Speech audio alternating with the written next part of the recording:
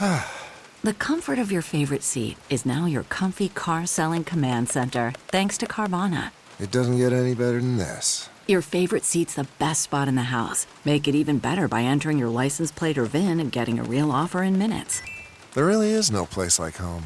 And speaking of home, Carvana will pick up your car from yours after you finalize your offer. Visit Carvana.com or download the app and sell your car from your comfy place.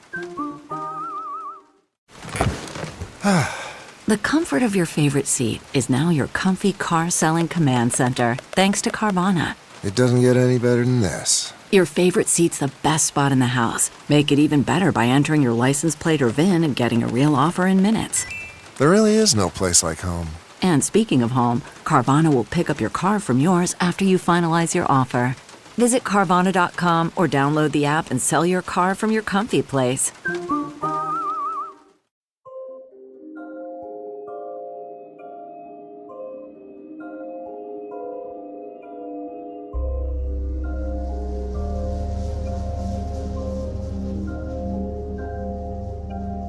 Beginning on the 14th of September 1994, Southern Africa experienced an unprecedented rash of UFO sightings. The UFO flap's beginning would be marked with a breathtaking display of nighttime lights that, at the time, astronomers attributed to a meteor shower. The media was then treated to a number of other unexplainable sightings that occurred in the following days. A trucker reported seeing strange beings crossing the road in front of him. A mother and her son reported seeing an unusual visitor during daylight hours. Then, 2 days later, UFO investigator Cynthia Hind would receive a call about a mass sighting by a group of students at a local private school. An event that, to this day, has affected the lives of those involved, even as adults. This case file, the theorists head down Africa way to Harare, Zimbabwe for the Ariel School UFO Encounter.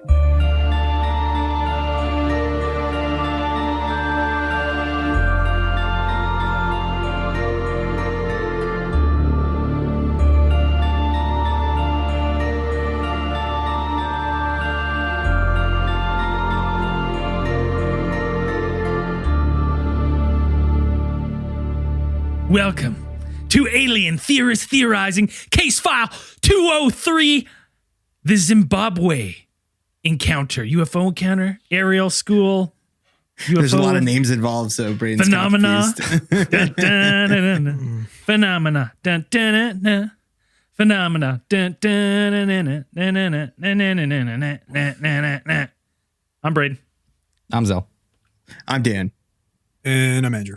It says the case file title right on the screen every time we record. Where? Where? It's on the video. It's not on my screen.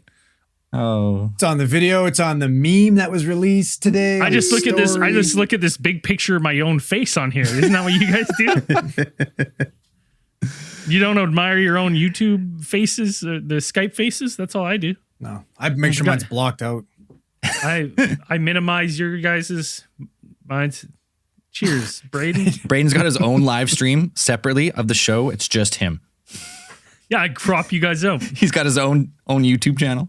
Perfect example is that Braden's making some fantastic conversation starter memes that he's sending the group to get approval for everybody. And like, he's got pictures of all four of us on them. And for me, Dan, and Zell, he pulls off these generic pictures off our website. And then his face is like fucking full costume, fake fucking glasses on, wig and everything. It's like, oh yeah, man, cool. Wig? Yeah, wig. What are you talking about, wig? I'm talking about wig, bud. That was my hair. Yeah. Well, Hey, look at me. I'm Braden. Yeah, that's how I'm going to introduce the show. Hey, everybody, it's me again. Listen to my voice. It's Braden. There's a guy on our Patreon that literally everything we do recently and every post, he just goes, Braden just likes to hear himself talk. And I'm like, amen, brother. Amen. Who doesn't? Amen, brother. Buddy, the sooner you just embrace it, the happier you'll be. It's just him. That's the way it is. It's all good. I mean, you guys, before you submit your audio to Zell, you just listen back to your own voice, right? For the full 2 hours, right? I can't even listen to this podcast. I listen to my own voice and I want to shoot Right, myself. yeah, I can count the times that I've actually gone back and re-listened to a podcast on one hand. Every episode.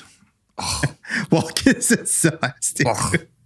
We sound I used to horrible. listen to a lot early on, like when they'd come out, because it was like, it was cringe. Like I was like, oh. But now I don't listen. Only when I'm like editing videos or something, I'll listen. Sometimes I listen back to the Dungeons and Dragons. It's still cringe. You just don't listen back, so it's easy. Yeah. Well, here's to getting worse. Yeah. Downhill from here again. Yeah. Yeah. It was all uphill to 200 and we're coasting it to 400. We're riding this ship right into the ground. Anyways, tonight we're talking about the Zimbabwe UFO. What do we call it, Zell? The aerial UFO sighting. Aerial UFO sighting. Like got it. Ariel School. But it landed. Well, according to which kids you talk to. Depends. I guess so. This one's a bit interesting. yeah, Oh, yeah, go ahead, Dan. I'd say this Guess just it's one's your a little turn bit for of a your deep voice. cut. I wasn't quite done yet, but I'm sure we could all go on and listen to Braden talk for another, 45 minutes or so, and then actually get to the case file. But I had a couple we can do that. anecdotes I wanted, but it's fine. It's It's 2 fine. pages of notes. I had some new bits I was going to work out, but yeah, it's all good. Go ahead, Dan. Hey, well, I don't know. I mean, if we're gonna get to the case file, are we gonna get to the case file? Or? Dan, get us to the case file, brother. All right, take it to the bridge.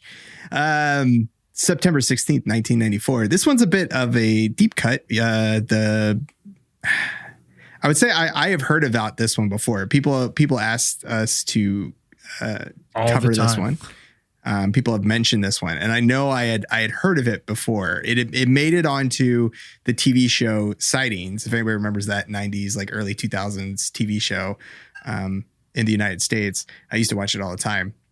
And I think I remember seeing clips from this. Some of the most memorable parts of this case that people refer to is the fact that it was it wasn't just a single person seeing the sighting. This was an entire group of children aged from 6 to 12. It was during their mid-morning break at the Ariel School. That's why we call it the Ariel sighting, which is a...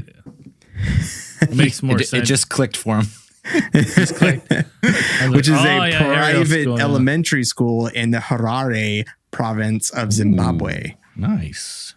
So that's why they call it the Ariel phenomenon, or it has a couple names. It's not because the mermaid saw it? Is that what you're trying to tell me? No, That's what this is about? Okay.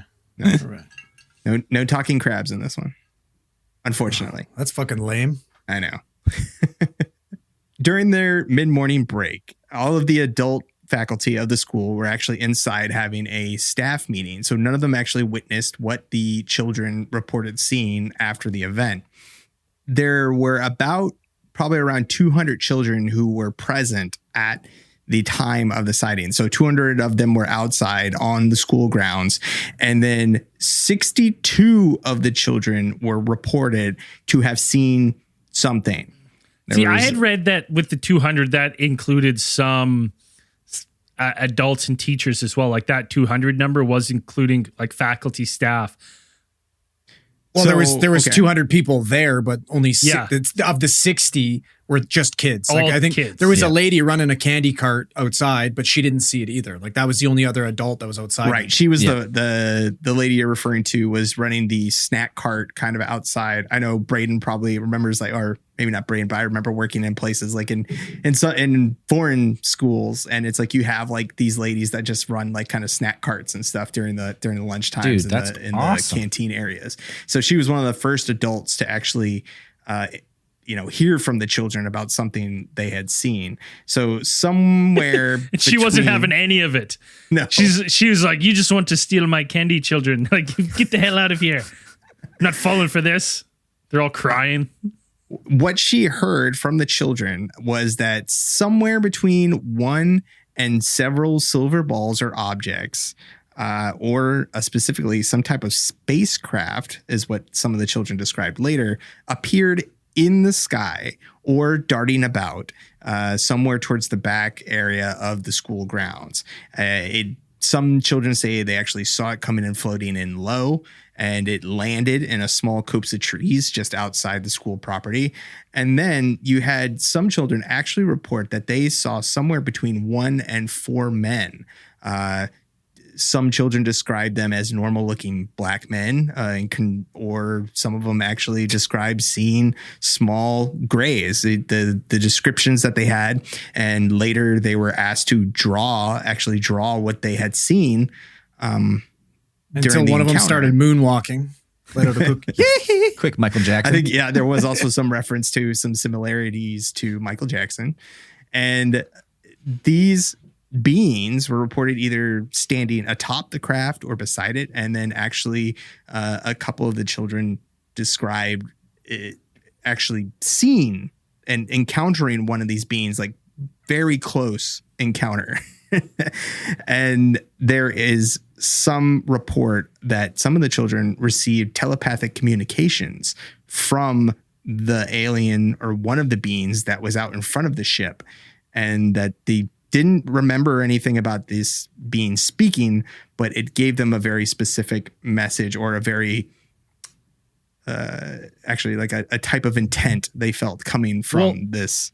The other thing that struck me is like at this point in time, a lot of the kids described that like they were scared and they were looking into this thing's eyes. They a lot of them described these big eyes, but they couldn't seemingly like look or run. They were like frozen in fear, but also like receiving this message, which makes me think that maybe they were in some sort of trance from this thing. Some Professor X stuff going on. Well, this is a private school, isn't it? Yep. Do we know what type of private school? Could this be for the gifted? School for gifted youngsters. It's a normal private school. Well, I don't. How do you know, Dan? Well, they were gifted, at least financially.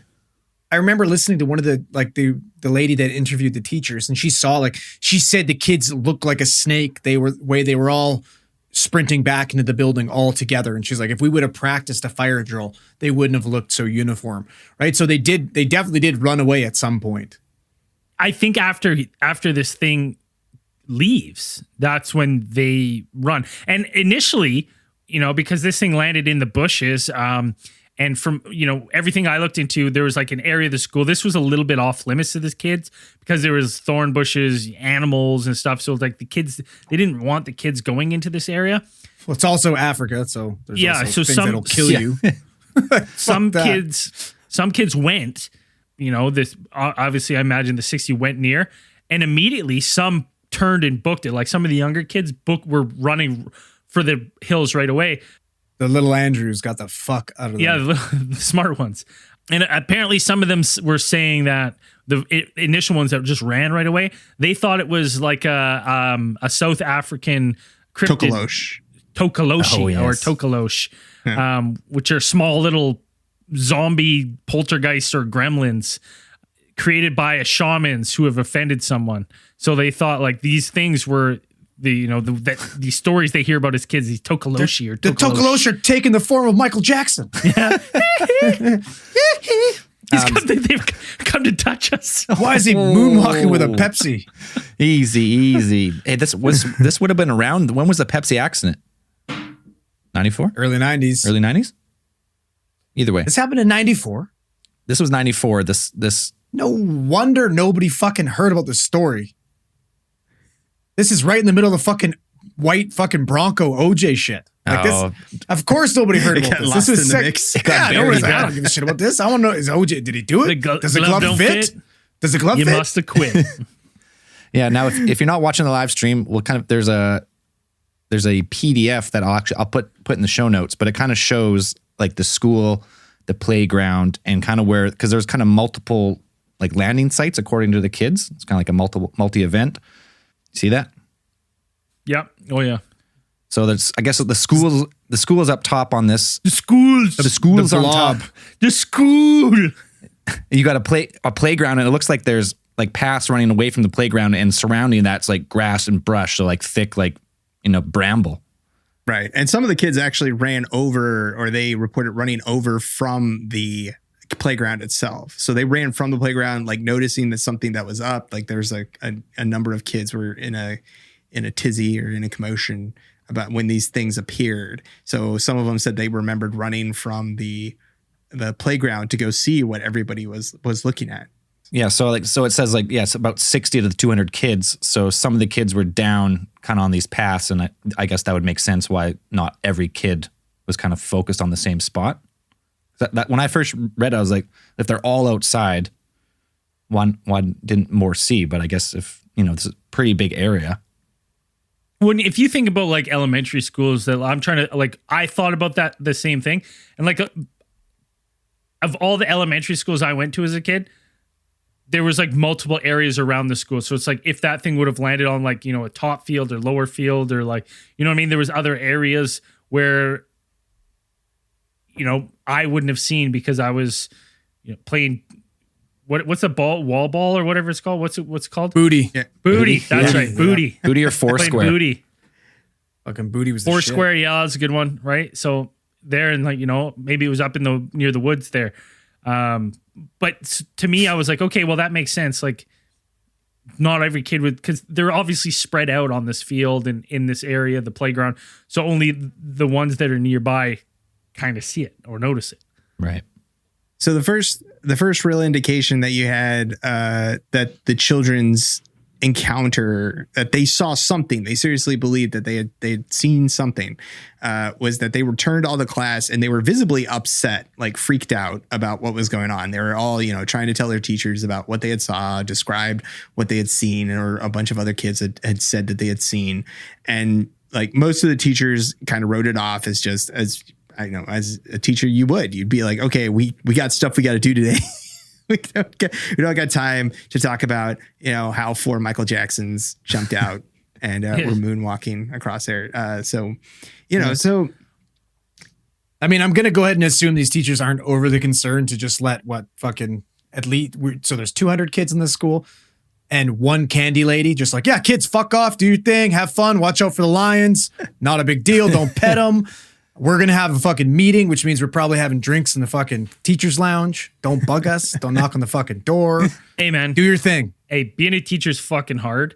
And the last thing I would want to do in that 15-minute break is go out and watch the kids. I'm like, I hope some go missing. Well, you got to have something. Right? There should be Less noon I hour have to deal with. supervisors, right? You got those ladies wearing the fucking high-vis vests walking around like somebody's mom, volunteers. There was one at our high school, a little segue, who everyone in our school called her Mad Dog.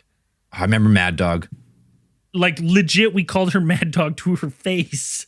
and she was Mad Dog. And so she was like... she probably loved it. She probably lived for that shit. Oh, she was grumpy. She was a grumpy supervisor at a high school, but that's my little segue. Mad Dog. Hope you're doing good, Mad Dog.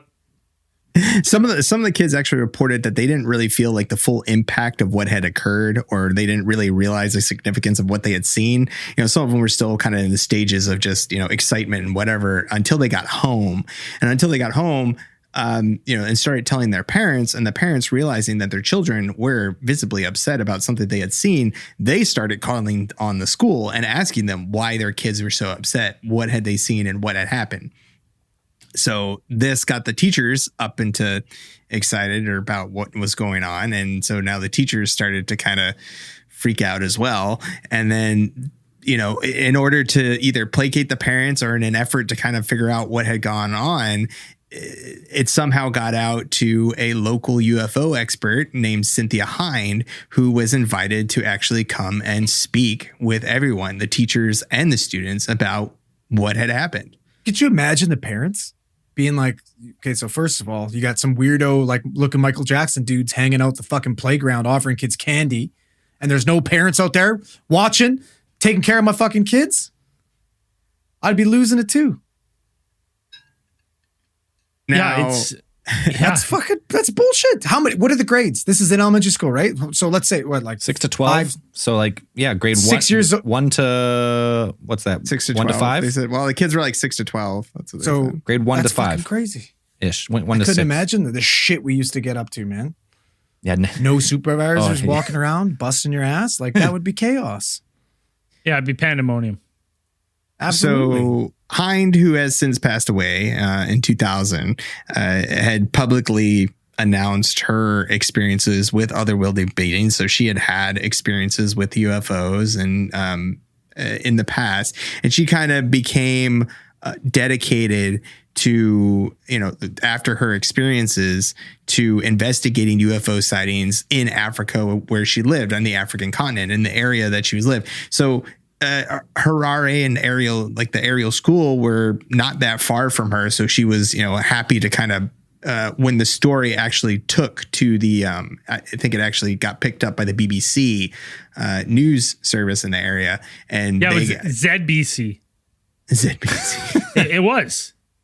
So, yeah, right. And then when they got a hold of it, I felt like that was a sarcastic. Yeah, right. No, I believe you.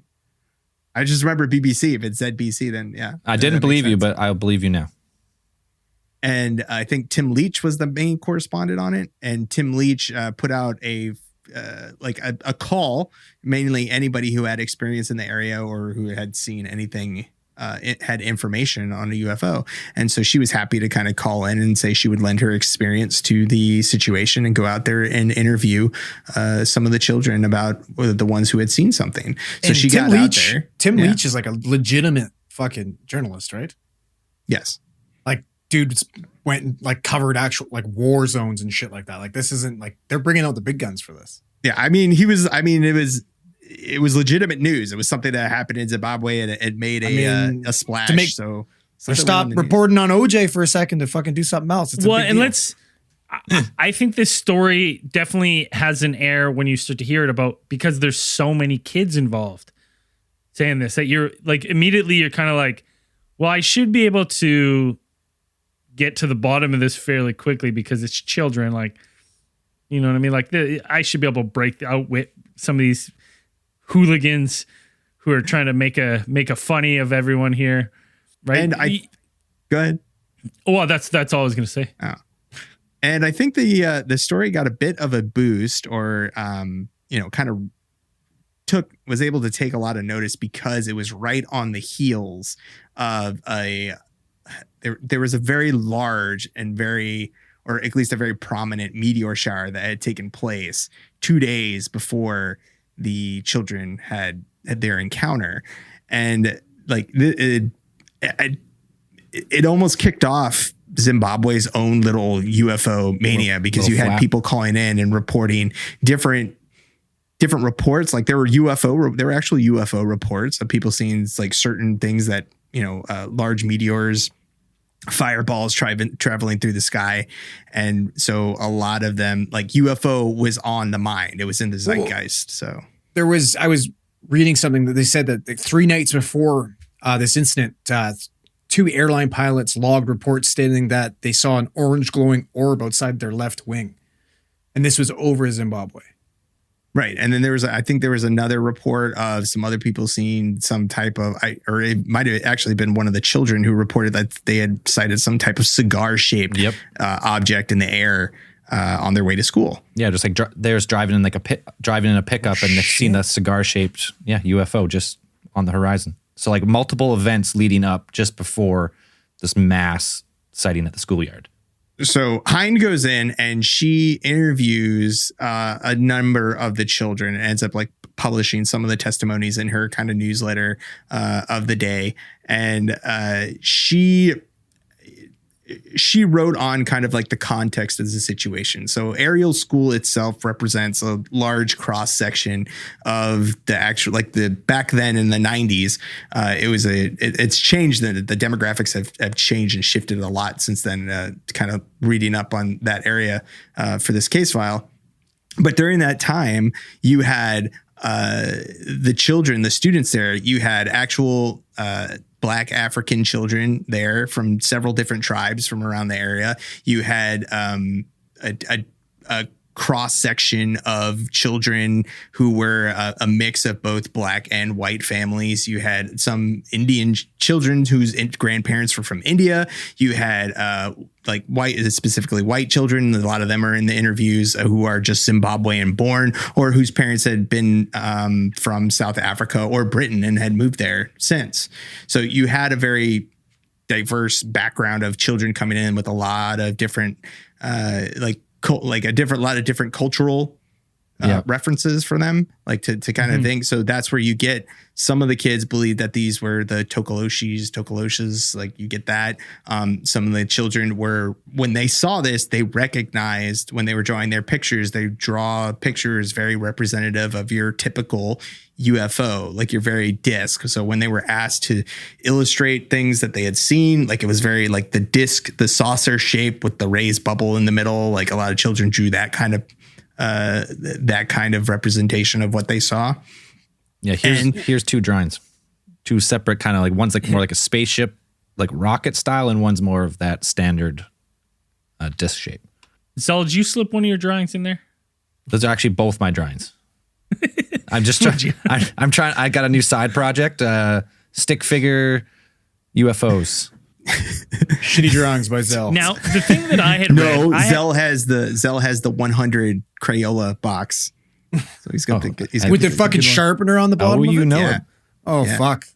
Of course no. he does. The thing I had read about this is that this area and the kids of the school, it wasn't like the most wealthy area, and at the time, it's not like these kids had wide access to like a lot of UFO lore, and it wouldn't like this kind of 1994.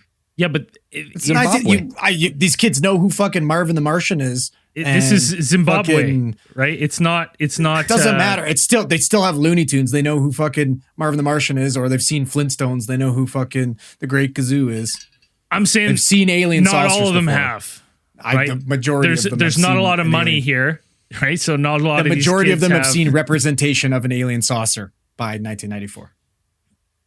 Whether it be a magazine, a movie, an ad, probably something in a grocery store. Probably when they just go to the theater in Zimbabwe in '94.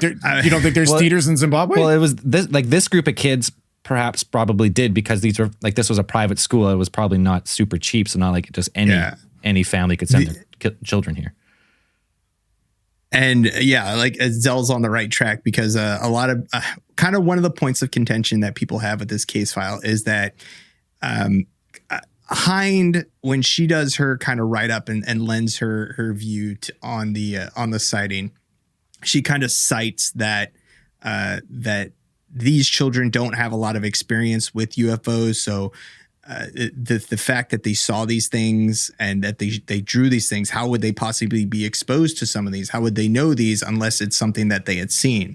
And like Braden's line of reasoning, where it is saying that, they're from a kind of out in a, like, when she talks about it, she kind of makes it seem like this is some rural area. Like where the school is situated, it's like the suburbs of Harare, like the city that it's near itself. Right. Like it's not that far from an actual metropolitan city. Like it's one of the larger cities, I believe, in Zimbabwe. And most of these kids, like they have TVs, they have they at least have radios.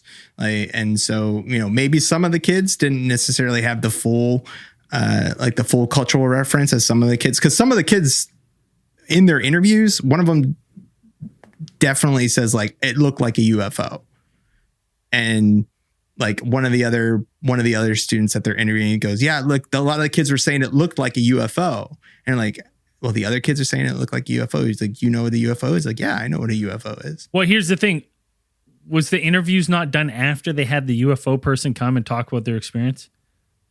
The ones that are on video, like the video that you picked up, I think some of those interviews refer from like a year later, because that's when they brought in, like Hind wasn't the only person who interviewed these children, because eventually they brought in some big guns. They brought in the big gun, Dr. John E. Mack, right? Johnny Mack.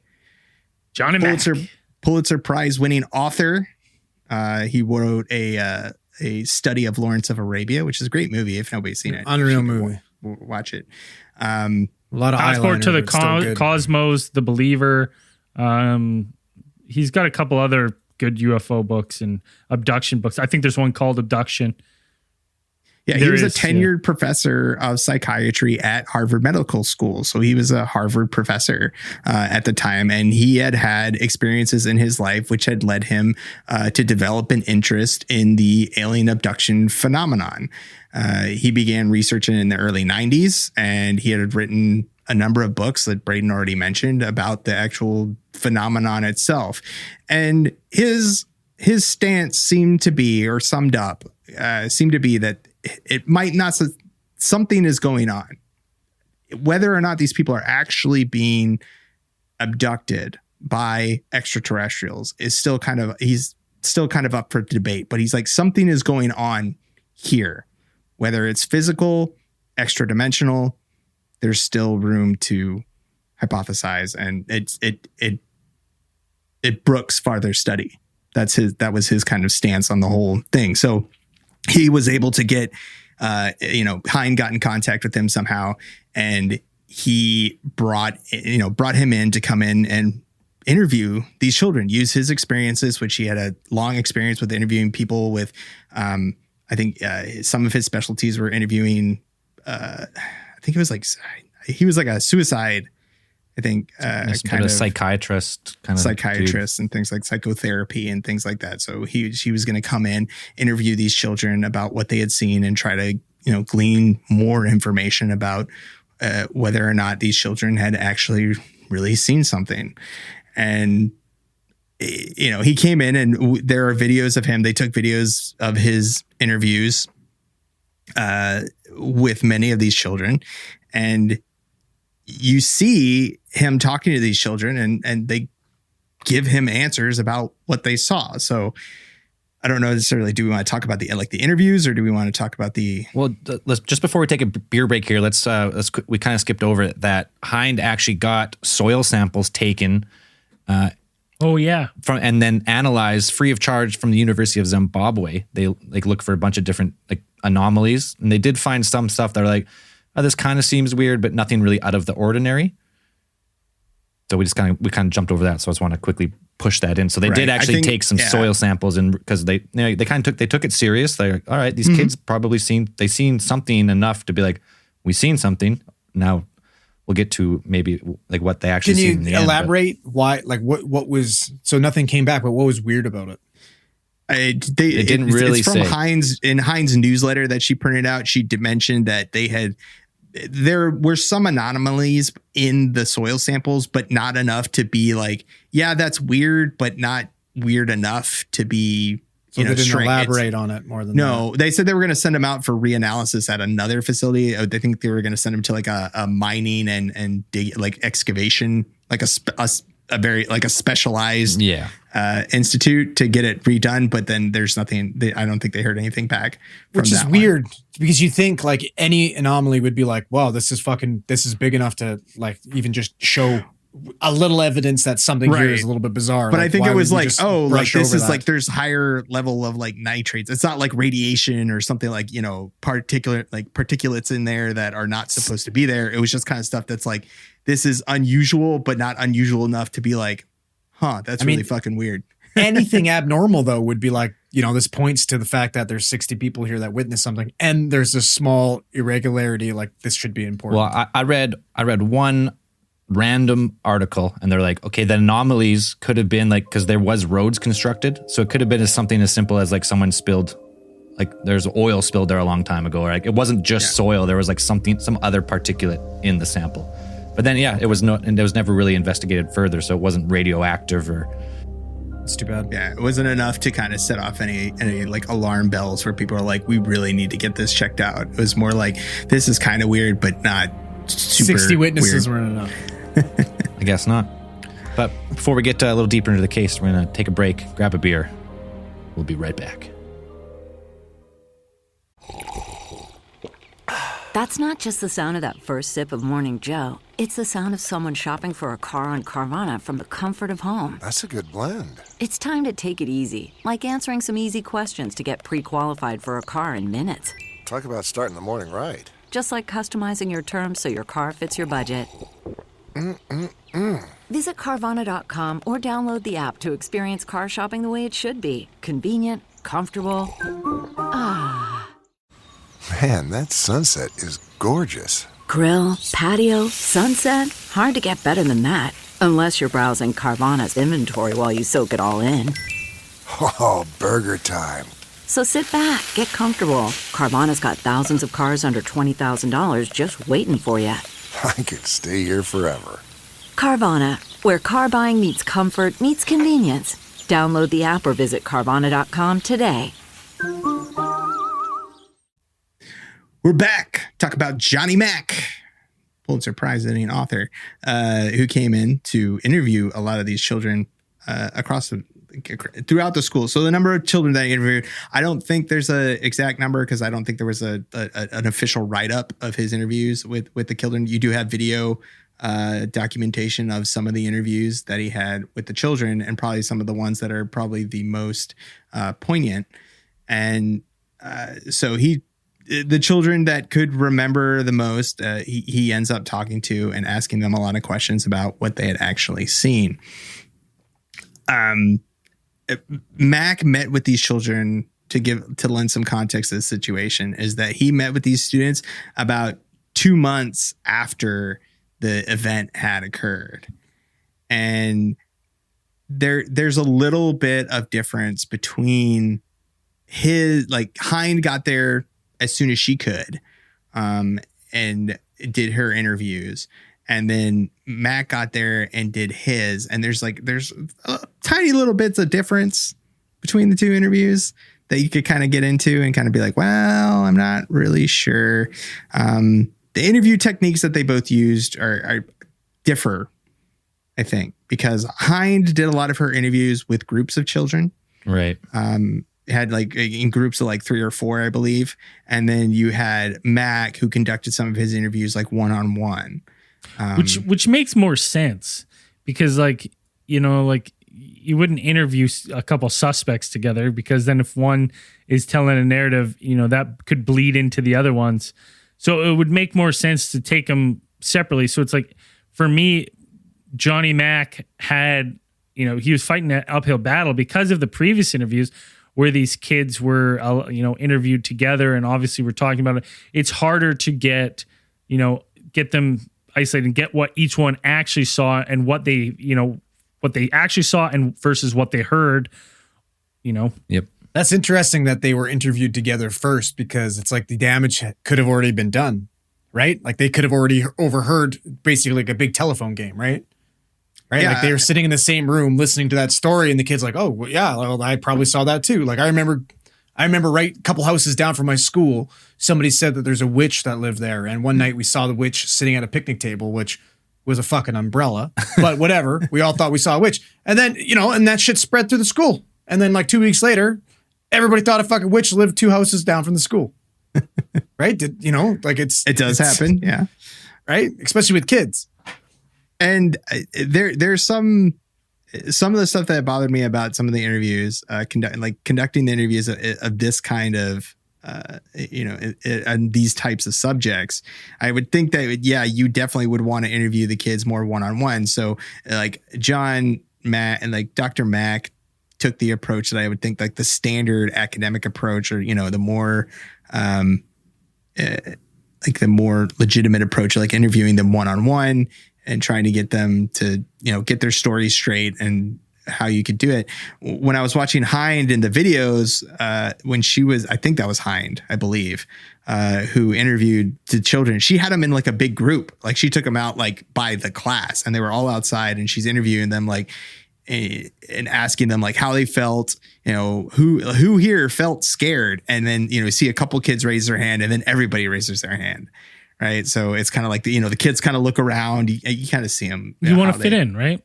Right. They look around to kind of gauge what the general sentiment is. And then you see the kid, other kids raise their hand and things like that. One thing that I found interesting is that in Hind's publish, her newsletter that she published, she didn't really mention the message that some of these children had felt that they had received from these beings, ones who had gotten close enough and who had seen these creatures, that had come either out of the ship or on top of the ship or in front of the ship, depending on which one their placement is a little bit in question about where they were and what they were wearing, like what whether they had hair or not. That was the kind of thing. Like one of the kids said that this is a thing that would be like, okay, you can't tell me that these kids aren't part of like know what pop culture is, because one of the kids refers to the hairstyle of one of the beings that was out in front of this ship as he looked like a hippie. Looks like a hippie. So, yeah, he's like he had hair, not curly, like, you know, he pointed at one of the other students who's obviously Native African, and like he had hair more like mine but long, you know, off the back, and he's like, you know, he looked like a hippie. Like, long straight hair, yeah. Yeah, he said he looked like a hippie. I was When others like a hippie or a time traveler that's been traveling for a long time and his hair's grown out. Other kids, like when they were asked like how tall were they, some said like as tall as sixth graders, and then some were like my size, so as tall as me. Yeah, Andrew's height. Cool. I mean, that's kind of one of the things I think Hind mentions in her report and her summation of the case, is where there are tiny differences and discrepancies. She chalks that up to, you know, the cultural viewpoints of the different children, the cultural backgrounds of each of the children that vary widely.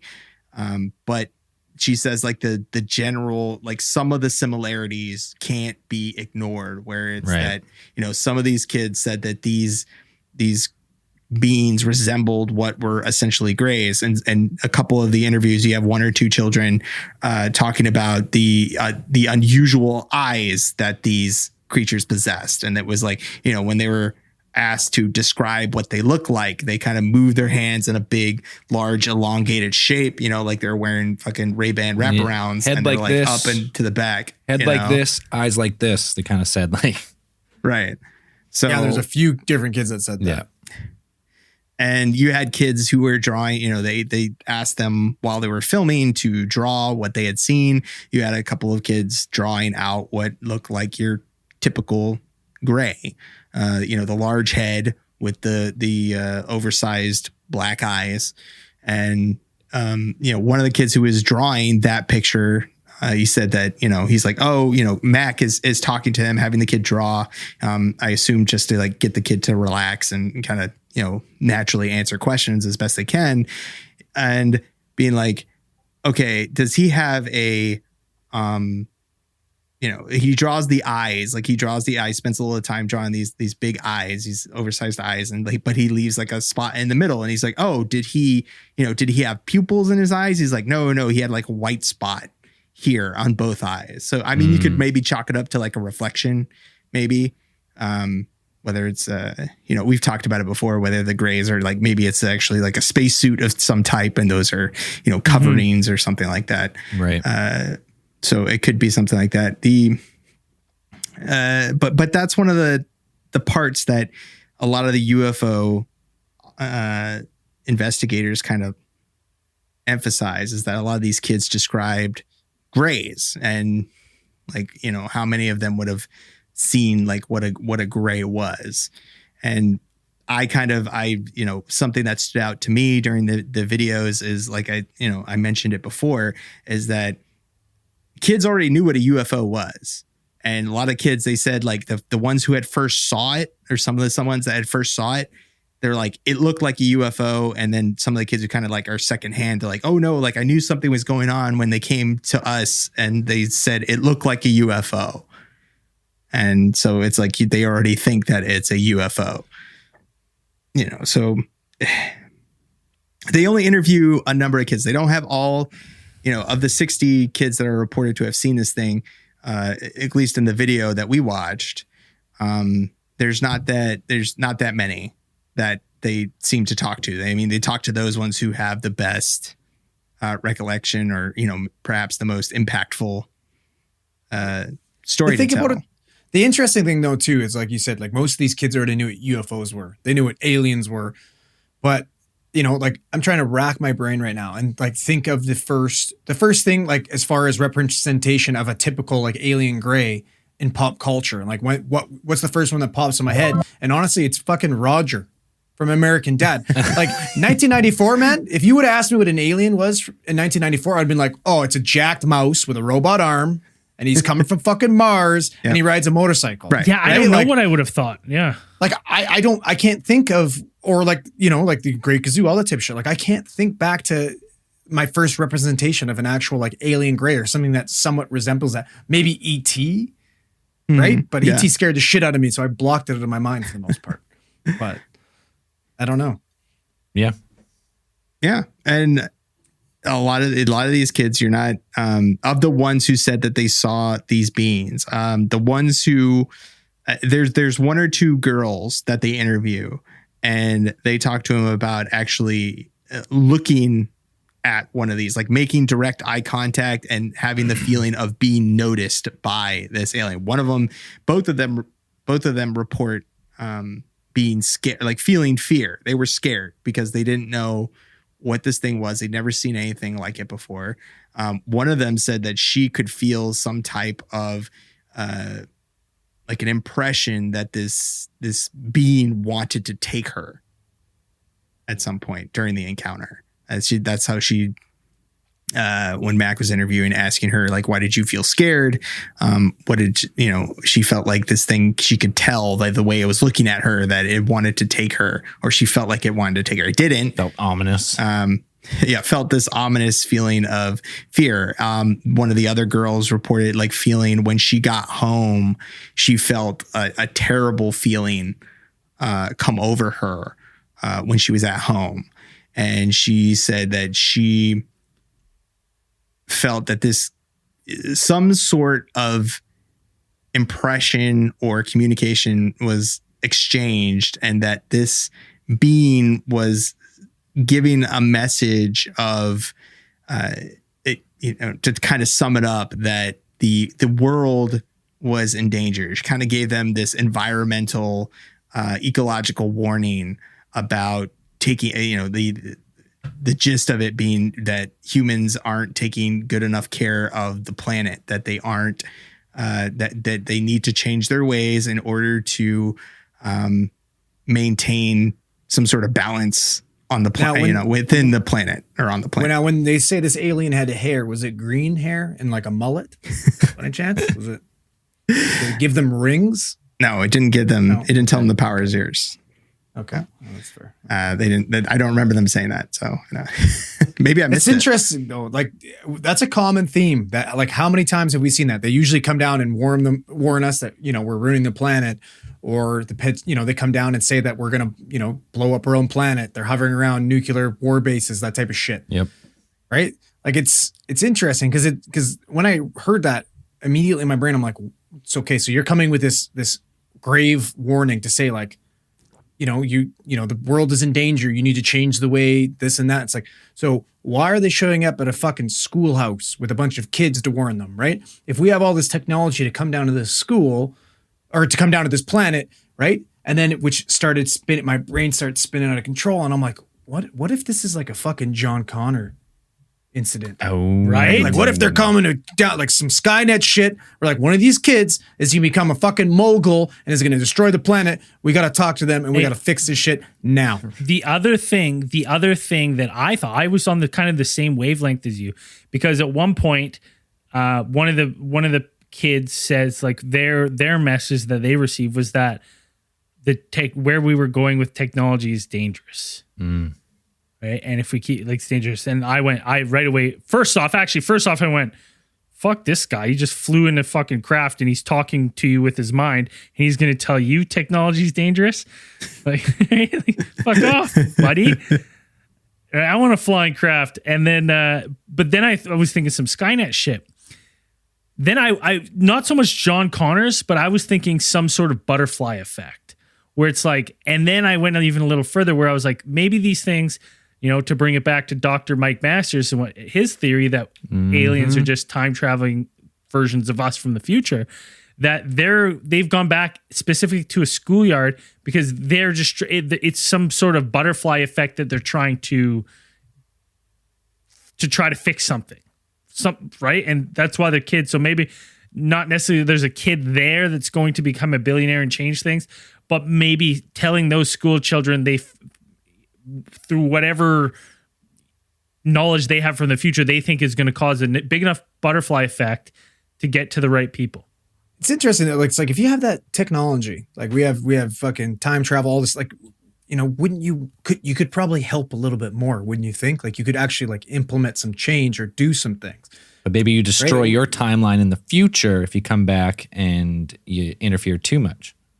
Yeah, but if the planet's going to be doomed anyways, then that's a good point. Like it's worth a try. But like the other thing I was thinking about too, it's like maybe these people, you know, maybe this race, maybe they're only here to observe us. And then you have this random rogue group of like humanitarian aliens, you know, that just, you know, they're conservationists maybe, right? They're coming and they're like sneaking down. That's why it's these quick fucking trips to come down. It's like, we don't know who we're going to talk to, but we're going to do our best. We're going to stop down and be like, you guys are fucking everything up. Stop. You're fucking ruining everything. We want you guys to be okay. Save the animals, save these walking monkey things, and get the fuck out. Yeah, it makes sense. We've talked about it before. Like, say, like just planet Earth itself is such a rare planet that can harbor life, like intelligent life, like complex life. And so maybe there's only a real handful of them in the galaxy, let's say. And they're kind of watching us and they don't want to interfere because maybe brains have some type of butterfly effect, or they're from the future or from a different dimension. But they just know that, like, all right, there's only a few of these guys are on the total wrong path. If we get a hold of enough young minds, maybe it'll be one person who can, you know, the next Elon Musk, but instead of, you know, electric cars, it's some type of carbon capture or some type of massive technology that could like alter the course of our planet. I don't know. It's now the other thing I thought maybe is that, you know, I was spinning the wheels of maybe it's some multiverse thing. So it's their version of Earth is gone. Right. And however they've traveled with like they think they're in the past from their version of Earth, but really it's not. It's a completely different scenario. So they go to that school because there is someone there at that school that in their universe makes a profound difference. But maybe that's not this like case for ours because we're on a completely different timeline. Well, probably pretty similar to theirs where we destroy the Earth and have rogue AI melting everyone, but you know, little different. Just a bit. Yeah, I don't know. Like the headmaster. Oh shit, what was his name? Do you remember the headmaster's name? Mr. Trudgeable. Trudgeable. Colin Mackey. He's quoted as saying, "I feel sure the children saw something. I don't believe or disbelieve, but they definitely saw something. I agree that it could absolutely. I agree that it could be something natural with which we are not familiar, but it was certainly seen by the children." Just the sheer amount of children who ran back into the school, they went home, they told their parents, "We've seen something crazy." The parents were concerned enough to call the school and be like, "What did you fucking do to our children? They're all freaking out here." Like something happened. So, and there's like I've watched you can find videos on YouTube of the actual some of the interviews and them talking with kids. And if it's to believe that this is a giant elaborate ruse made up by all these kids are some of the best actors you've ever seen in your entire life. Listening to them hear about it and just the like I don't detect any deception with them. And I'm not saying that like there's some kids are manipulative and they're good liars, but not all of them. Nope. And like some you can tell, and every single one of those kids that I watch seemed genuine, like seemed genuinely freaked out. And it gives me shivers when I watch because I go after like when I read this case, I kind of chalk it up as to like, oh, this is weird. This is a weird thing. But when I pair it with like watching those kids talk about it, I go like, oh, I believe these kids. Why I believe them even more is that to this day, none have come back and recounted their statement. And there's interviews with some of the kids as adults, and they still say that like, no, I saw something. something gave me a message, and to have all these kids, because what I'm saying is, even if the rarity where you got 62 kids on the schoolyard of different ages, you're like, all right, guys, we're gonna play this fucking huge ass prank. You know, you got grade 6s mingling with grade 1ers and shit. Like that shit doesn't happen. First off, Yeah, there's a class system. You're not talking there's a to the class, kindies, you know what I mean? Like kindies. right away, I'm like, okay, well, that doesn't make any sense. Secondly, I'm like, so say if that happens, and you get all of these 62 kids to go in, they go all in, and none of them break. As adults, you think one of them would come back and be like, we all fucking sat in the fucking field a week before we planned it. Like, no, it was a joke. Like, none of them, like, no one's come forward from that group and has said, we made it up. They still.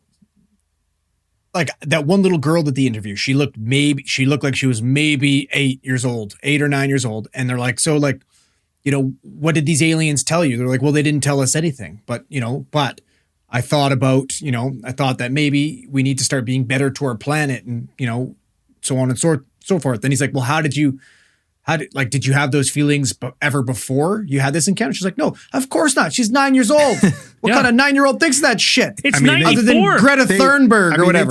They teach that stuff in school. No, like, Dan. now they do. Dan, I would have been about the same fucking age. we are the same age as Right? these kids, bro. Yep. Right?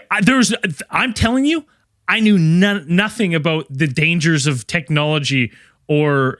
Well, I think that just speaks to your education then.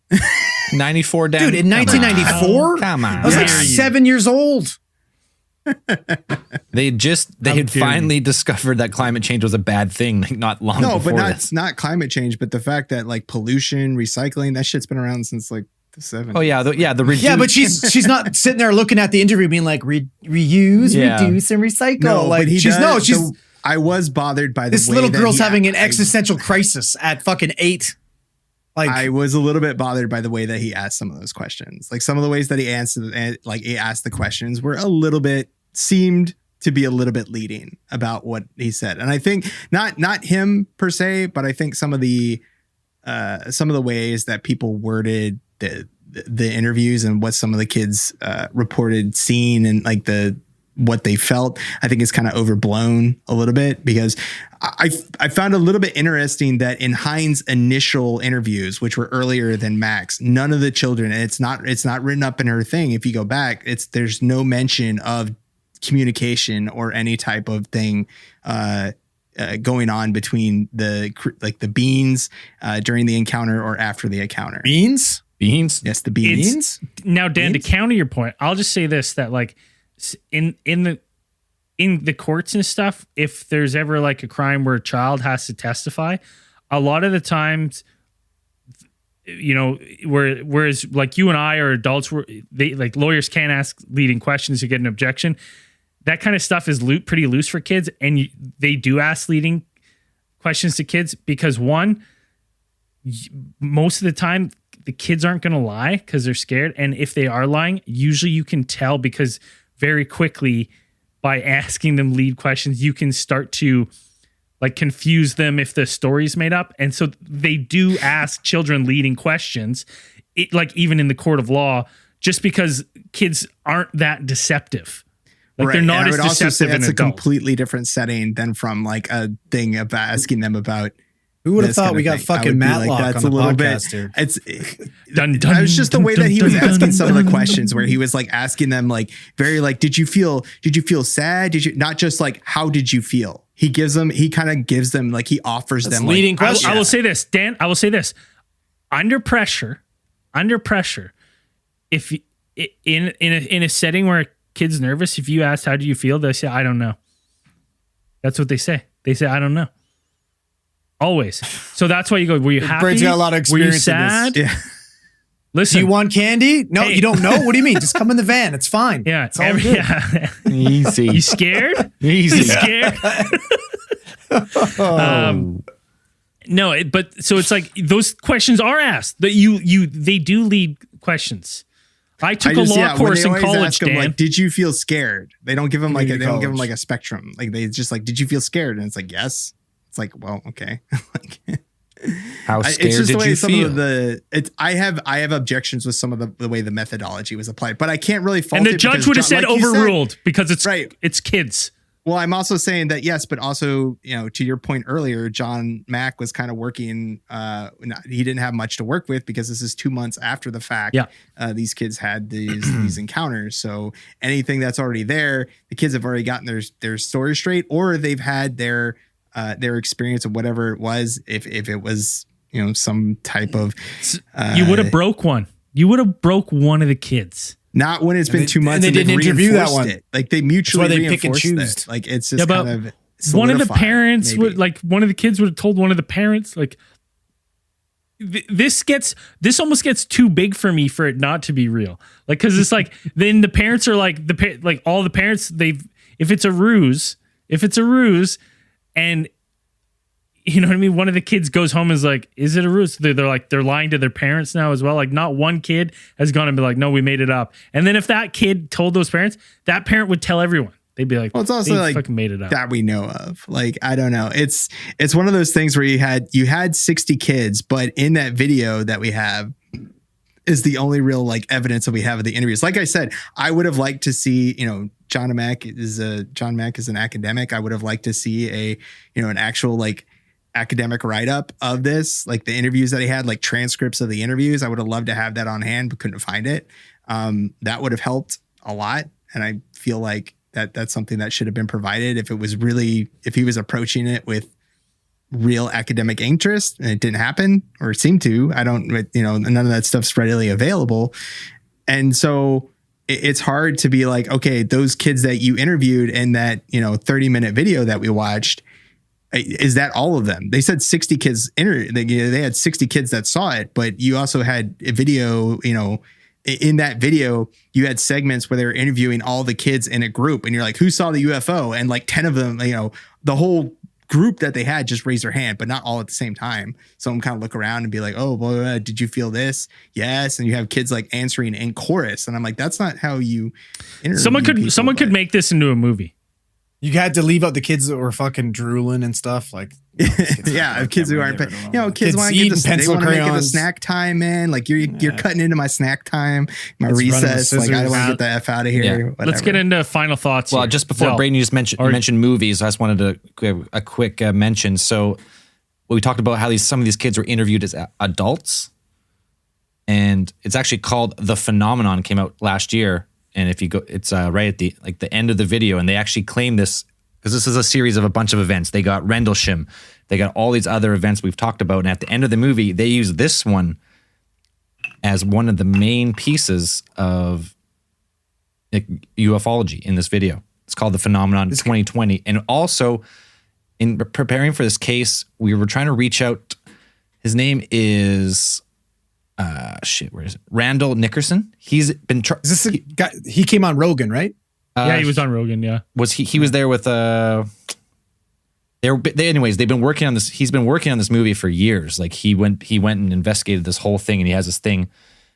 He couldn't come on because he has an NDA right now because the movie's in post production.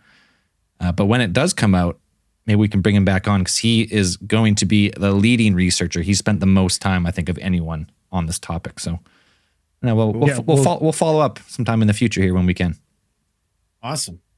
Final thoughts. I'll give my quick ones. I 100% think these kids seen something. Just the sheer amount of, like the fear when they went home, told their parents, like, we've seen something. Them running back to the schoolyard. I just like. It seems like a weird place, like honestly, for a UFO to like kind of like creep in, land, they get out.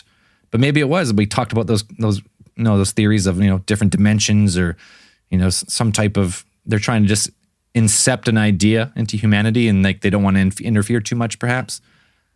But I think 100% the kid's seen something because years later, interviewed again, no one's changed their story.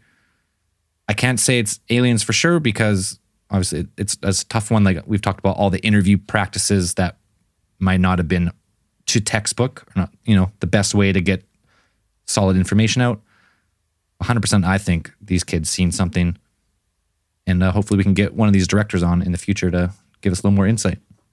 My thing is the kids, and it's not like it's 60 grade sixers. It's like you have a wide variety of children saying this and saying these accounts, and take everything else out.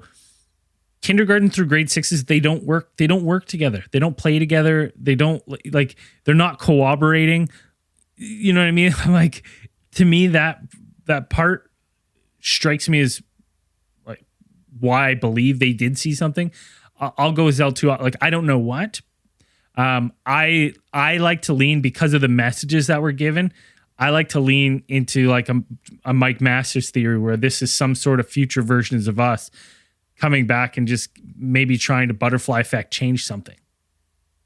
Yeah, I have to agree. I don't want to be lame, and I love playing contrarian, but with that sheer amount of fucking people, there was definitely something seen. And as far as like, you think about it, if these kids came up with this elaborate ruse, you know, by the time that they got home, they saw this shit at recess. By the time that they got home, if they faked it, they would have forgot about it. They would have been like, they wouldn't even thought of talk to their parents about it. They would have been on about every fucking thing else, you know, or they wouldn't even wanted to include their parents, because they know that's even more, that's going to get them in more trouble, right? Why would we bring them into this too? Yep. Right? Like, these kids definitely saw something. Was there a massive fucking telephone game? And then a month later, when some rando came to interview them as a group, that story got exaggerated? Potentially. Yep. Right? Was this a fucking random Michael Jackson pop-up show, and it scared the shit out of the kids, and they're like, oh, this is not the effect we wanted. Let's leave and pretend like this never fucking happened because we terrified a bunch of fucking elementary school kids? Maybe that's what happened. But this was really cool, considering what was it? There was that one school sighting in like the 60s in Australia too, right? Like, yeah. Maybe UFOs are picking schools for a reason, to try and educate the youth. Like, these are, you know, I don't know, but something definitely happened here. Yep. Right? Hey, I wonder where what's the slogan, where children are the future or whatever? I wonder if that's Children are the future. That's probably what the future wants you to think. That's what I'm saying, is they came back, they instilled that. Dan? I'd have to say I agree that these children all probably saw something.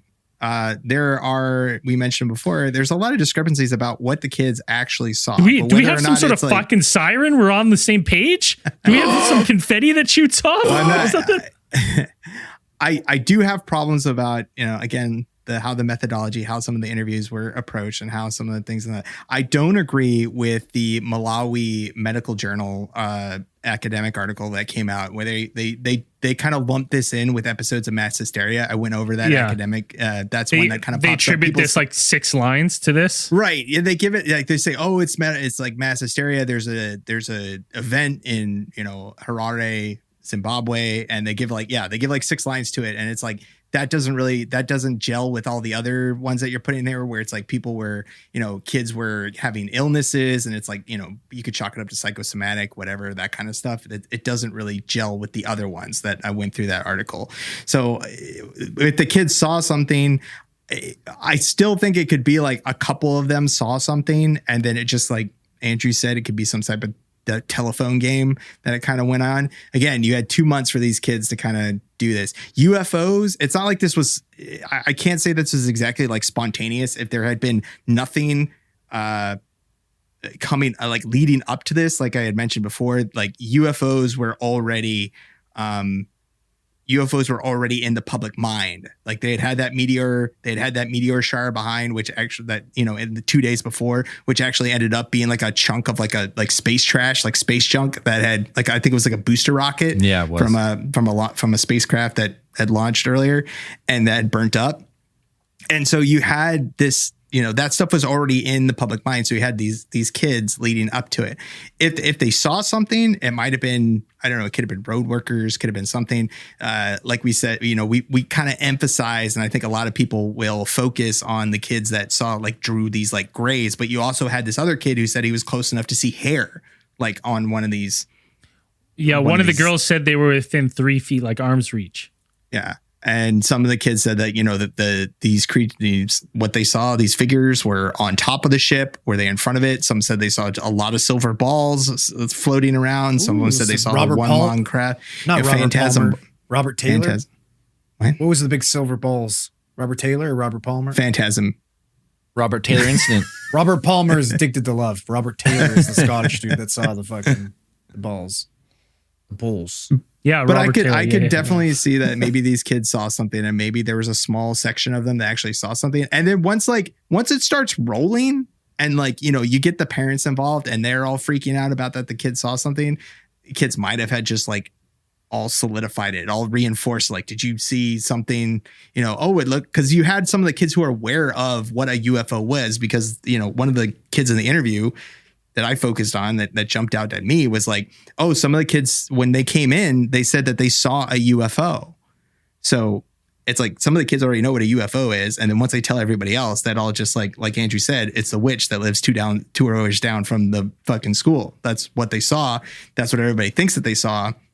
I was the scumbag that created that. I know. I'm the piece of shit that did it. He's taking full responsibility. I did it. It was me.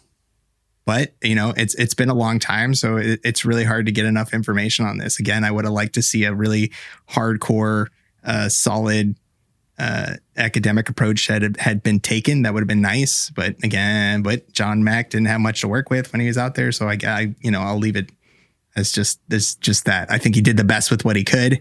And, maybe if we get, the director in here, we can ask him some questions about, his viewpoints on it, and that'd be really cool. And I'd love to look at it again with his, with his point of view.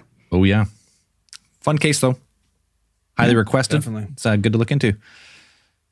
All right. We're going back to, we're going to dissect a couple UFO videos. And for those of you who don't know, we're putting all of these on our socials, but mainly we've been neglecting our YouTube page for far too long. And Braden's been working tirelessly putting together these UFO videos. So if you want to check... Braden, social media czar. Yeah, exactly. He's putting in the time. So if you want... he is getting paid well for it. I do get paid for it. Well, he gets paid. Well, we'll see. Yeah, it gets paid well. And if it's for this, that's questionable. Yeah. So you can check it out. Just search for Alien Theorists Theorizing on YouTube, or you can find it in the link tree. You can find it on our website. Easy to find, but Braden's going to be posting the videos and then taking this snapshot of us reviewing the videos and posting them after. So first video, I got, you said video 4 and 7, I believe. Yes. So these ones were submitted within 12 hours of each other. Interesting with these videos is, as you're going to see, is that both videos are in Arizona. The reason why I wanted to do these is if you're in Arizona and you saw some lights in the sky September 3rd or 4th, let us know, because these two people did, and they submitted these videos to MUFON. All right. So we got first video. Here we go. Let's play it here. Yeah, a little volume, I think, too. Oh, yeah. I spared no expense. Hey, we put the time in here. Video 1, so we'll describe it. Dusk scene, cloudy sky, a couple orange... Wait, was it what did that video say at the beginning? Hold on. At the beginning? Just keep watching. Yeah, we'll go back to it. So a couple orange glowing orbs on the horizon. Cloud cover behind. Obviously Chinese lanterns. For sure. What was They're Chinese too big, lanterns? boy. Tackadart coming. Too big to be Chinese lanterns. There's kind of glowing and floating along. It's hard to tell speed because they could be very far away here. So just floating. Nothing too crazy. One's kind of catching up to the other. Yeah, I fucked up. It's supposed to be 5 and 7. this one's. I was like, that's Indianapolis. That's yeah, the I was like, this was Indianapolis not one? Arizona. I was like, Yeah. wait a minute. The I was first looking one's at that supposed one to be earlier. Uh-huh. Yeah. Oh, so get rid of this one. Not that one. That's Well, pretty it's an good. interesting interesting. video. Is it? Hey, it's a video. That one's interesting, but the other I'll two have watch- like a geographical connection. Connection, yes. I'll watch a video of Chinese lanterns any day. That was pretty yeah, good. Sure. They're Yeah. too Like big, that. boy. They're too big for China lanterns. Those Chinese lanterns, they were the stars in the skies. So as far as that one goes, I mean, it was hard to tell. A couple orange glowing orbs floating on the horizon. Tough one. Yeah. Tough one to really dissect. Second one here. This one is the proximity of I doesn't like this one. Doesn't like this one. One second, give me a second here. What's going on here? What's going on? What's going on here, boys? We brought the enthusiasm ya. today, okay? So can't blame it on that. All right, let's try this again. let's try round 2. Round At 2. least this will get cleaned up in Round post. 3, actually. Tucson, There you go. Arizona. Tucson. September 4th. Case file 117748 MUFON. Oh, shit. So we got a ton of glowing orbs. It's the Phoenix Lights. Pitch blackout. Yeah, dude. Dude, that's pretty nuts. The fuck is that? Couple moving in weird directions. Well, if you look at the bottom one, I was not sure if is it 3 independent lights or is it actually a larger triangle craft with 3 corner lights. And this is the second video of the same person. Saw the lights fade and they come back and he takes the video again. I don't like this video as much, even though the lights are moving, but because we can't see the backdrop, it's tough to say if that's a hillside. Yeah, these ones are more stationary. But there is there's a couple moving though. There are moving, but my issue with the second video is that They're moving. For sure. where you're looking at the tree line, that could be a raised mountain in the background or something. I just don't know enough. Whereas the but they're first moving. video, yeah, Those ones don't look like they're moving. They're staying over that same tree. No, the ones on the left have been moving this entire Yeah, the time. left Rewind it. ones were They were moving. moving for sure. Look how close together they are now. Okay, yeah, they're they're definitely They're Chinese They're- lanterns, boys. That's It fucking might be cool. China Land. And there's another angle here. And then there's a third angle where he sees yet another one. But like, look at that perfect triangle formation. Oh, man. That's weird. That's fucking cool. I would be shitting my pants if I saw this. How come how come the lights are going on and off like on that tree? Like what's illuminating that tree in the front? Like that's all. It's That's gotta be my some question. street light or something, looks like. Right, Yeah. but like it goes off like in some sections. Oh, Like yeah, they it- like, it flicker all the turns off time. and turn- That's pretty normal. Yeah, well, actually, there's a little piece of it you can see. It's like maybe a house flood lamp on the front. Or something. Sure. Okay, maybe that's what turned on. Some rakins probably. If you like turned what it you on. see. So that's in Tucson. And the interesting one with that one is that a couple hours before that, so that was submitted for September 4th.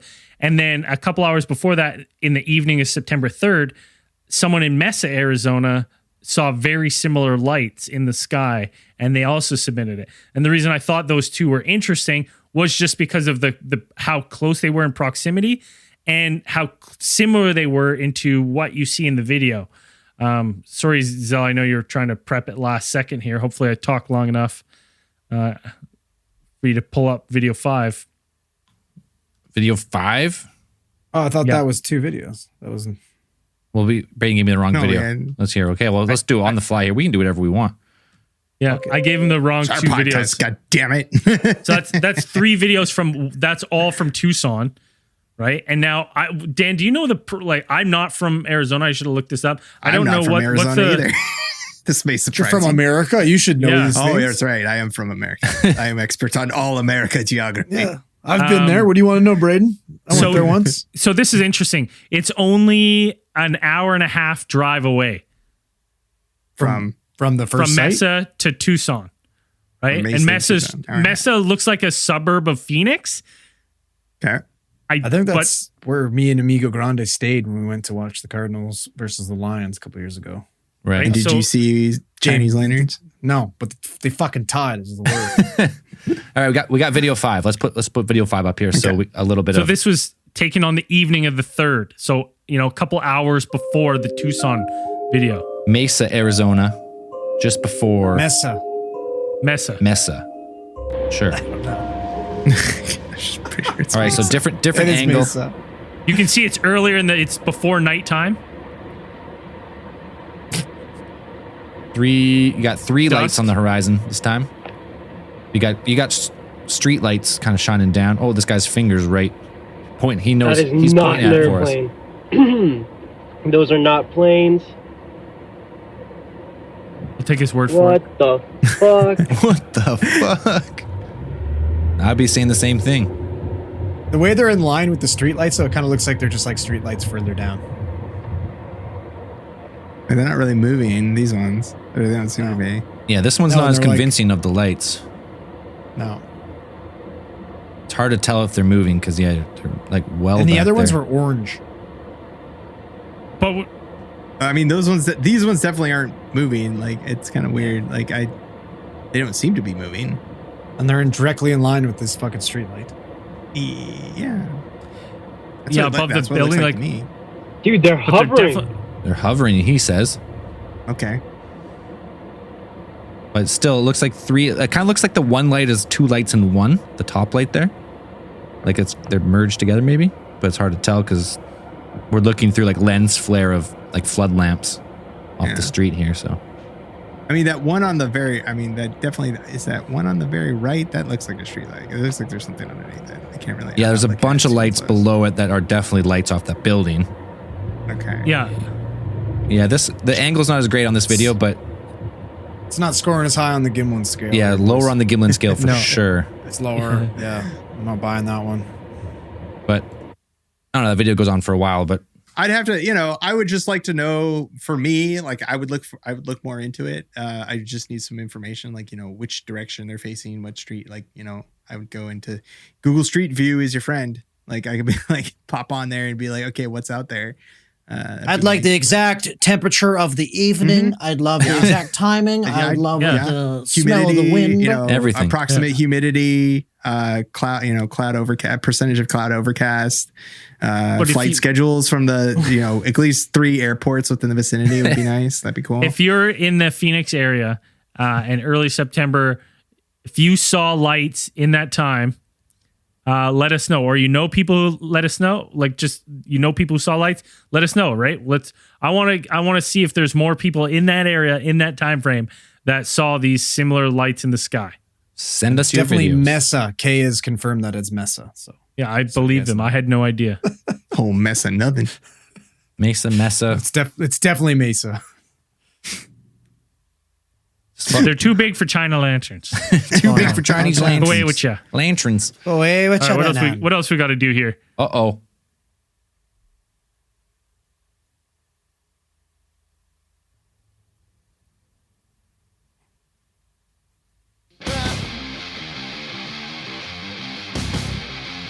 That song's got staying power. Oh, I yeah. love that song. Still charting after all of that. It's a banger. Goldberry rocked that song. Fuck yeah. All right, so at the beginning of these things, like, we fucking all know this isn't new. This is old. We know. Happened to a friend of a friend of a friend of mine, but it's easier to make it entertaining, paint a little picture for you if we say it in first person. So, this particular situation takes place in a small interior city in the middle of the summer, let's say probably around 2:33 in the morning. Now, Ooh, I like that. at this point in time, our friend of a friend is they're in the ambulance bay, scrubbing the equipment down. It's a busy night. It's 3 in the morning and it's still over 30 degrees, sweltering, heat wave, running off their feet, exhausted, scrubbing down the equipment when out of nowhere, they hear this ridiculous screech and fucking bang, like hurt your ears. It was so loud. So you knew it was close. So right away, looked up at my partner. I was like, holy fuck, obviously this is going to be something. So finish the cot, throw it in the back of the ambulance. And just as we're closing the doors to the ambulance, radio comes on. They're like, we need an available bus here right away. So we're like, doot and do Alpha 2, we'll get on the air. So hop in the ambulance, hit the lights, sirens, and boogie. Now, it was so loud. And the reason why it was so loud is because it was literally right around the fucking corner. Oh, shit. So we get dispatched code 3 to a high mechanism MVI, which is a motor vehicle incident. Little did we know that when we rounded this corner, this vehicle, is what we're being told it was, looked like you got hit by a fucking bazooka. Fuck. Like, I'm talking fucking smoke, steam, fire, fucking shrapnel everywhere. And, you're walking, you're stepping over stuff. There's tires, there's everything everywhere. There's a fucking downed power line. trees are down. And then when you finally to lay eyes on this fucking vehicle, it doesn't, like, all you see is a black clump of something. So no idea what the make and model of this vehicle is. Absolutely zero clue. And this vehicle is still on fire. Since we were fucking 2 minutes away from this, we were the first people on scene. So, look over at my partner and I'm like, grab the fire extinguisher. Like, let's go have a look, see what's going on. It's right now, this road, this isn't a highway. This is a residential area where the speed limit is fucking 50, right? So these people are like, this is, if they didn't get shot by a bazooka, they were obviously speeding to the point where they were trying to go back in the fucking future. Okay.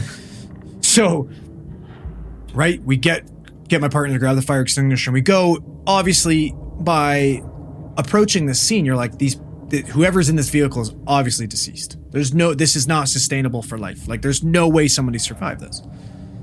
So you start kind of coming over and you look, and then finally we get close enough and there's still someone in the passenger seat. And you're like, okay, they're on fire. I looked at my partner. I'm like, start dousing the flames. I'm going to try and get my hand in, not going to get burnt, and obviously just pronounce this person dead. So as I reach across to check this person's carotid artery, I look down and, it's kind of weird. Like, oh, the driver's not in here. So maybe they lived and fled, or maybe they got ejected. Ejected's probably the more likely. And so like, I look down and I'm like, yeah, they definitely got ejected, everything but their leg. So there's still a leg in the driver's seat. So I'm like, okay, that's bizarre. We're going to have to try and find out who that leg belongs to in a second, but we're going to go down here and we're going to feel for a carotid artery. As this person's like covering my face, as this person's getting sprayed with the fire extinguisher, and they do in fact have a carotid artery, believe it or not. Now, this scene is covered in smoke. Shit's popping, lines are crackling, like it's utter fucking chaos. You can't breathe. We're in the midst of a pandemic, so everybody's wearing masks anyways, but your nostrils are still being fucking burned by the smells. Look over at my partner, I'm screaming, I'm like, you need to start dousing this area. This person's got a carotid artery. We need to pull them out. As my partner starts dousing them, the fire department runs on scene. I look at them, I'm like, grab the cot, quick. And I go to fore and aft this person out of the car. So I wrap my arms around their fucking chest and try to pull them up out of the car. And something's stuck. I'm like, what the fuck? I look down, okay, seatbelt. Take out my seatbelt colors, snip the seatbelt, try again, still stuck. And you look, and the passenger side airbag is just melted to this person. Oh my God. Right? So like quickly grab my knife, fucking slice it, pull them. And I'm like, at this point in time, like they have a carotid artery, but in my brain, I'm assuming this person's probably a vegetable. Like this doesn't make sense. They must be mangled, but it's pitch black. There's smoke, there's steam. You have absolutely no idea what's going on, right? So my first thought, like I know cars don't blow up. I found out in the 2011 riots. I thought they did. Not like movies, cars don't blow up. Anyways, but I'm like, we need to get this person out, stabilize their airway, whatever. So we get underneath, pull them out, get them down on the ground to see what the hell's going on right away, control the airway, start bagging them, look at my part. I'm like, we need a set of vitals, like, go, pressure is like 30 on nothing. Oxygen saturation levels are in the low 60s, maybe taking 1 breath, 2 breaths on their own. We're like, okay, so we stabilize this airway. And you look down and this person looks to have 3rd-degree burns from their groin area all the way up to their head. The hair has been singed down to look like mine, like a buzz cut. Like this person is severely burned and in extremely bad shape. So control the airway, go to look. Airway's way too swollen, burned to put an airway in yet. So we're just, go in for an OPA, which is just an oral airway. Throw that in, start bagging, get them in the back of the car. Call for ALS. We're like, okay, listen, we're going to need sedation. This person needs to be like, they need endotracheal tubing. They need to be tubed properly. Dispatch says no ALS available. Get going. So control the airway. Trying to find an IV on this person. The only vein you could find was in the foot. Oh. Started a large bore IV in their foot, started dumping fluid in them, get their pressure up a little bit, and next thing you know, we're at the hospital. Okay? At this point in time, as we're getting ready, out of nowhere, the patient lurches forward on the bed and just grabs my face as I'm bagging them and starts squeezing my face. So like, okay, this is it's terrifying because they're grabbing you as skin is just sloughing off their arms and they're grotesquely burned. But, you know, we obviously have their pressure up. They're doing better, okay?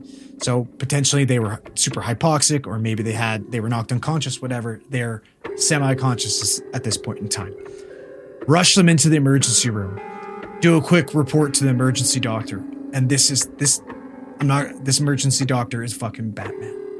Within a minute of being in that emergency room, pulls out a scalpel. 2 giant incisions from the patient's armpit down to their waist, down to their waist, all the way to their waistline. Boom, and then one across their abdomen, which is called an eschar-otomy, which basically what it does is it relieves the pressure and gets blood flow back to them. But like the wildest thing about this is the fact that the person didn't bleed a drop. Vampire. Which, no, they basically cooked. Full thickness burns, not a drop of blood. Oh no. Right? The respiratory therapist comes in, intubates them, controls the airway. We've got their pressure up to a normal blood pressure, normal considering. This person was alive when we left and maintained life as far as we know from that evening, which we had absolutely zero idea about. We get a call from our manager being like, you know, can you guys come back to scene when you're done? We get back there, we do a quick little debrief, and we find the driver. The driver looked like the victim of a Tyrannosaurus Rex. They were basically ripped in half from the shoulder down to their leg. Oh my. Never seen anything like that. But at the end of the day, the moral of the story, ladies and gentlemen, kids of all ages, wear your fucking seatbelts. Seatbelts. One person is alive today. The other person got bitten by a T-Rex. That's the difference. Oh. Yeah, jeez. Don't speed, man. Nothing's that important. No. God, no. Don't drink and drive, don't speed, and wear your fucking seatbelt. But a seatbelt won't protect you from a T-Rex. Despite putting Vicks Vapor Rub in our friend of a friend's nose for fucking 3 days, still. Couldn't get her out. That's all they could smell. Ooh, okay. Well. Well. All right. Theorite of the week. Theorite of the week. Who do we got? It's Bear Country for their fucking badass artwork that they made. Can we put some of that on the screen? It's fucking amazing. No, I don't have it up. But you can find that. You can find it on our Instagram, on our Facebook, socials. Awesome. What he did, like 6 designs. 7. He did all like Sailor Jerry style paintings that we've turned into T-shirts. Yeah, they look like old school tattoos. They look amazing. Yeah, they look incredible. There's a Bigfoot design. There's a reptilian design. There's a hashtag look it up gravestone design. You know what I mean design. They're great. They're some of the best designs anyone's ever sent us. The guy's an absolute beauty. Legend at Bear Country. He's linked on the TeePublic site. We'll link him on Instagram. Absolute beauty. Been around a long time. We appreciate it. That's probably my favorite merch we've made. Like, honestly, I want to buy one of each of those shirts. They look so fucking cool. They do look cool. We will buy our own merch. All those shirts. They're dope. All right. And if you're not already, you want early access to case files, live streams, Discord, all the bonus stuff, head over to patreon.com/Alien Theorist Podcasts or find the link in the podcast description. This week's newest supporters: Scott Sheldrick. Why is this going on? What is this going on? Oh, better. Kevin Nash? There we go. I thought Kevin Nash was trying to take over the screen again there, but he did not. Scott Sheldrick, Cheryl Oneski, Quincy Washington, DeMichael Contreras, Jolene, Oliver Exeri, Hunt Warness, Chase Lovelace, The Russian Guy, Brian Kimmel, Steve Will, Sean McDevitt, Shelby, Chromo47, and Preston Lynn. Thank you very much for supporting the show. And as we always say, keep those eyes on the skies. See you in After Hours.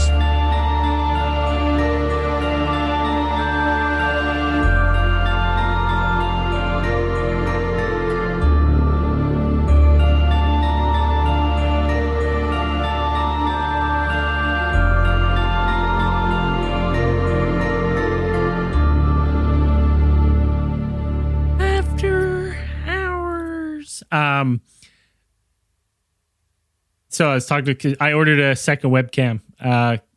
Conspiracy when he comes here. Yeah, so for me, so you can see more of me. Some more Braden. It's actually just going to be 4 cameras, and it's all Braden in all 4 boxes. We're gonna have, and I'm not gonna. It's not so I can change cameras, so you can get multiple angles of me on the show.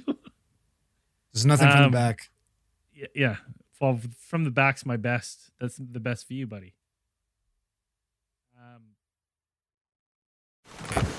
The comfort of your favorite seat is now your comfy car selling command center, thanks to Carvana. It doesn't get any better than this. Your favorite seat's the best spot in the house. Make it even better by entering your license plate or VIN and getting a real offer in minutes. There really is no place like home. And speaking of home, Carvana will pick up your car from yours after you finalize your offer. Visit Carvana.com or download the app and sell your car from your comfy place. The comfort of your favorite seat is now your comfy car selling command center, thanks to Carvana. It doesn't get any better than this. Your favorite seat's the best spot in the house. Make it even better by entering your license plate or VIN and getting a real offer in minutes. There really is no place like home. And speaking of home, Carvana will pick up your car from yours after you finalize your offer. Visit Carvana.com or download the app and sell your car from your comfy place.